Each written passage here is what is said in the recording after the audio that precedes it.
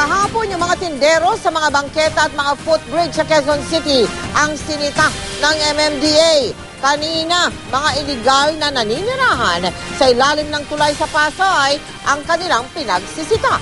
Nakatutok si Steve Dailisan. Ang ilalim ng Kutkut Bridge na ito sa paanan ng NAIA Terminal 1 sa Pasay ang kanlungan ng may 50 pamilya. Di nila alintana ang nakakapasong init ng araw na sumisingaw sa konkretong tulay na kinakapitan ng pinagtagpi-tagping bahay. Langhap din nila ang masangsang na amoy ng estero. Pagdating ng MMDA kanina, dali-dali silang nagtago sa loob ng barong-barong, ilag at ayaw makipag-usap. Sino gusto sumama sa inyo?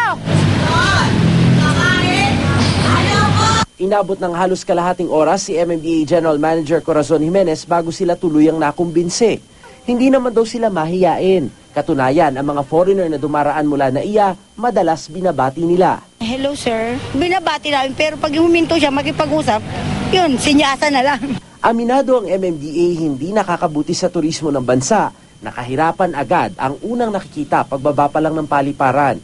Lalo't sa unang linggo ng Mayo, iba't ibang delegado mula sa iba't ibang bansa ang darating para sa ADB conference na gagawin dito sa Metro Manila. Pero higit daw dito ang kagustuhan nilang mailipat sa maayos na tirahan ng informal settlers na may 2 dekada nang sumisilong sa ilalim ng tulay. Nakita niyo naman gaano kadumi ang tubig, walang ventilation. We will not exactly consider them as an eyesore pero meron ho rin silang karapatan na mabuhay ng tama. Batid naman daw ng mga residente ang peligro sa tirahan lalo't 2 sanggol na rin ang nalunod ng aksidenteng mahulog sa estero habang natutulog. Tinitiis din nila kahit hinihika ang mga bata sa tindi ng init ngayon.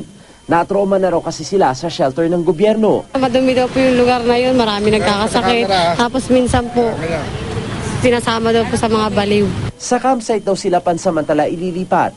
Nagkasundo na raw ang MMDA at DSWD na isa sa ilalim sa Food for Work program ang kada isang miyembro ng pamilya rito. Kailangan lang magko-cooperate po tayo kasi pag sinasabi ninyo sa akin kanina ayaw mo umalis dyan, hindi ho natin matutugunan ng mga pwedeng ibigay sa inyo na mas, di ba, mas ang buhay nyo, mas tataas ang antas ng buhay. Pumayag naman ang mga residente pero sana raw gawing makatao ang paglilipatan sa kanila dahil kung hindi, babalik daw sila muli sa ilalim ng tulay.